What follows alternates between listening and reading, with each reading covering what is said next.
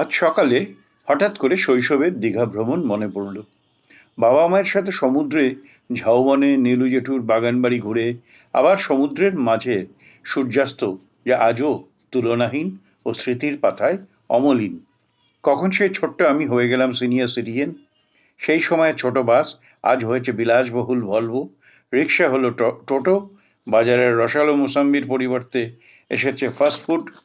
কিন্তু শেষে স্ত্রী হাসলেন, বললেন, অনেক হয়েছে, এবার সি বিচে চলো যাই। বসে দুজনে প্রাণ ভরে ডাব খেলাম। অনেক কিছু পাল্টেছে, কিন্তু ভোরের বাতাস, সমুদ্রের গর্জন, নীল আকাশ ও পাখির কলধ্বনি, ঝাউবন আজও একই আছে।